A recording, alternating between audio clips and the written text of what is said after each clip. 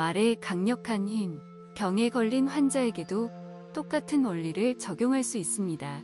회복하고 싶다면 이렇게 소리내어 말하면 됩니다. 나는 참 건강해. 흥미로운 것은 이 말을 소리내어 말한 횟수가 1000번을 넘어가면 깜짝 놀랄 정도로 건강이 좋아진다는 것입니다. 단, 절대 노력하면 안 됩니다. 소리 내어 말하는 것 자체는 어느 정도 의식해도 상관없습니다. 하지만 무리하거나 노력하는 건 금물입니다. 애를 쓰거나 기합을 넣지 말고 즐겁게 습관으로 삼는 것이 중요합니다. 저의 유일한 취미로 관음참배라는 수행이 있습니다. 33곳의 장소를 찾아다니며 소원을 이야기하는 것입니다. 그렇다면 왜 소리 내어 소원을 말해야 할까요? 그건 관음보살이 소리를 듣고 소원을 이루어 주기 때문입니다. 사실 이 관음참배는 아주 엄격한 수행입니다. 그런데 오랜 시간 걷다 보면 몸이 지치면 서이완이 듭니다. 그러면서 자신의 말이 잠재의식 속으로 스며들지요. 내 안에 있는 진정한 자신을 이해할 수 있게 되는 것입니다. 이 정지까지 도달하면 인간의 소위는 자연스럽게 이루어집니다. 중요한 것은 입 밖으로 소리 내어 말해야 한다는 것입니다.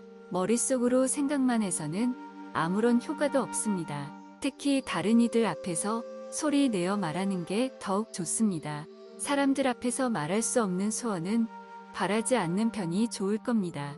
원망이나 남에 대한 험담 또한 1000번을 말해도 소용없습니다. 그런 말은 더러운 물과 같습니다. 마음의 컵이 혼탁해지니 절대 하지 마세요. 우주의 법칙. 성공하거나 행복해지고 싶어서 노력하게 되는 건 성공한 인물의 방법을 흉내내려는 마음 때문입니다. 성공한 사람들은 흔히 말합니다. 열심히 노력한 끝에 성공을 이룰 수 있었습니다. 하지만 이것은 진실이 아닙니다. 이런 착각에 사로잡혀 남들에게도 그렇게 말하니 오해가 점점 퍼져나가고 만 것이지요. 성공하기 위해서는 노력하면 안 된다고 앞서 말했습니다. 그 말을 바꿔 설명하면 이런 뜻이 됩니다. 성공하고 싶으면 신의 뜻을 따르세요. 자칫 종교적인 느낌이 들 수도 있습니다. 하지만 결코 그런 의미가 아닙니다. 이 세상에는 우주의 법칙이 있고 우주 만물은 이 법칙에 따라 움직이고 있다는 뜻입니다. 이 세상에는 절대적인 존재가 있습니다. 저는 이 존재를 신이라고 부릅니다. 우주의 법칙은 신이 만든 규칙이라 그에 따라 행동하면 누구든 행복해지고 누구든 성공할 수 있습니다. 반대로 우주의 법칙에서 벗어나는 행동을 하면 금세 불행이 찾아옵니다. 홍수나 가뭄 등 천재지변은 결코 신이 내린 것이 아닙니다. 앞이를 고려하지 못한 인간이 범한 어리석은 실수지요. 신이 우리에게 준 것은 물과 공기, 푸른 숲과 산처럼 보답을 바라지 않는 창조물입니다. 즉, 인간은 신의 영역 안에서 신에 의해 살아가는 존재입니다. 잊지 마세요. 우리가 뭔가를 하려고 들어도 결국 신이 이끌어주기에 가능한 것이랍니다. 운이 좋아지려면 저는 아주 행복합니다. 힘들지 않기 때문이지요. 그래서 내일을 걱정하지 않습니다. 물론 염려되는 일이 생길 매도 있습니다. 하지만 걱정거리가 있어도 괜찮습니다. 그럴 수밖에 없는 건 제가 아주 운이 좋기 때문입니다. 운이 좋으니까 곤란한 일에 빠지지 않을 자신이 있습니다. 제 학력은 중학교 졸업이 전부입니다. 학교 성적도 좋지 않았지요. 제 주변에는 머리 좋은 사람이나 최선을 다해 노력하는 사람, 재능이 풍부한 사람이 많았습니다. 하지만 지금 저는 그들을 제치고 수천억의 재산을 가진 부자가 되었습니다. 이건 운이 좋으니까 생기는 기적입니다. 아무리 공부를 잘하고 재능이 뛰어나도 운 좋은 사람을 이길 수는 없습니다. 가장 중요한 건 생각입니다. 운이 좋으니까 이런 기적이 일어났구나. 이러한 생각을 가져야 합니다. 나는 참 운이 좋아. 이렇게 마음을 먹으면 운이 저절로 찾아오기 때문에 어지간한 목표는 쉽게 달성할 수 있습니다. 다른 애도 있습니다. 거리를 걷다가 벽돌이 떨어져 발끝에 맞았다고 가정해 봅시다. 아, 나는 왜 이렇게 운이 없지? 이런 식으로 생각하면 안 됩니다. 난 참 운이 좋아. 만약 머리에 맞았더라면 큰일 났을 텐데. 이렇게 생각하는 게 정답입니다. 이렇게 마음먹을 줄 아는 사람은 앞으로 운이 점점 좋아지겠지요. 운의 파동. 어느 날 제 친구가 보석으로 만든 아주 값비싼 염주를 잃어버렸습니다. 그런데도 제 친구는 이렇게 생각했습니다. 나한테 올 애군을 막아주느라 그 염주가 없어진 거겠지. 난 정말 운이 좋아.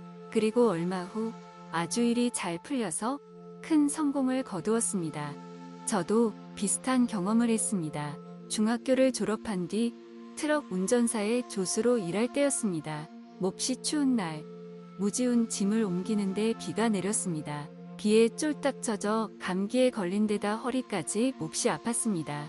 생전 처음 겪는 고통에 힘들어하다가 문득 깨달았습니다. 그래, 이렇게 괴로운 경험을 했으니 앞으론 무서운 일이 더는 없을 거야. 난 참 운이 좋아. 그날을 경계로 저에게는 운 좋은 일만 일어나기 시작했습니다.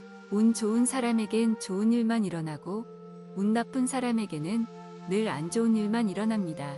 회사나 아내에 대해 언제나 불평불만을 일삼는 사람이 있었습니다. 그러던 어느 날 아내가 도망가고 다음날 회사가 도산했다는 이야기가 전해집니다. 운 좋은 사람이 되려면 운 좋은 사람과 사귀어야 합니다. 운 좋은 사람에게는 운의 파동이 나오기 때문입니다. 만약 자신이 운 좋은 사람이라면 운의 파동을 주고받아 더 큰 운을 불러오게 됩니다. 도약의 기회.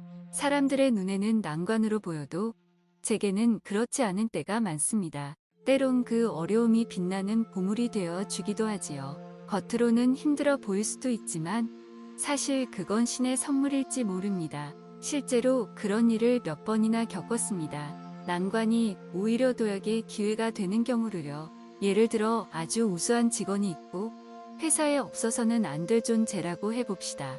어느 날 그 직원이 회사를 그만두겠다고 말합니다. 사장이 평범한 사람이라면 큰일이라며 머리를 싸매겠지요. 하지만 제 경우엔 전혀 고민하지 않습니다. 더 우수한 직원이 올 것을 알고 있으니까요. 능력 있는 직원이 회사를 떠나도 반드시 다른 인재가 찾아옵니다. 그걸 어떻게 알지? 왜 그렇게 단언하는지 모르겠네. 누군가는 이렇게 말할지도 모릅니다. 하지만 걱정할 필요가 없습니다. 지금까지 그래왔던 것처럼 앞으로도 우수한 인재가 계속 찾아올 테니까요. 영혼의 수준이 한 단계 올라갈 때 겉으로 힘들어 보여도 사실은 고난이 아닌 일은 신이 내린 선물과 같다고 앞서 이야기했습니다. 이에 관해 좀 더 설명이 필요할지도 모르겠네요. 원래부터 인간에겐 힘든 일은 일어나지 않는 법입니다. 힘든 일은 일어나지 않는다. 힘든 것처럼 보일지라도 사실은 전혀 그렇지 않다. 이 사실을 깨닫는 자체가 바로 신의 선물입니다. 이 선물을 받은 사람은 예외 없이 영혼의 수준이 올라갑니다. 그리고 행복의 길을 향해 나아가지요. 영혼의 단계는 사람마다 다릅니다. 일어나는 문제도 나와 다른 사람이 서로 다르지요. 기억해야 할 건 내게 생긴 문제는 영혼의 성장을 위해 신이 내린 선물이라는 것입니다. 제 경우엔 세무서 직원들이 그렇습니다. 신의 선물을 배달해주는 이들이니 언제나 기쁘게 맞이합니다. 사람이라면 모두들 각자의 문제를 안고 살아갑니다. 그러니 이런 생각은 할 필요가 없습니다. 왜 내게만 이렇게 고통스러운 일이 일어날까? 한번 생각해 봅시다. 지금 마주한 문제가 당신을 정말로 괴롭히고 있는지 곰곰이 한번 따져봐야 합니다. 신은 결코 당신을 힘들게 하지 않습니다. 그런데도 괴롭다면 신이 이렇게 말하는 것입니다. 지금 선택한 방법이 잘못되었구나. 중요한 것은 신의 목소리를 알아차릴 수 있는가 하는 것입니다. 이렇게 힘든 일 따위는 절대 일어나지 않음을 알게 되었을 때야말로 영혼의 수준이 한 단계 올라가 행복에 가까워지는 시점입니다.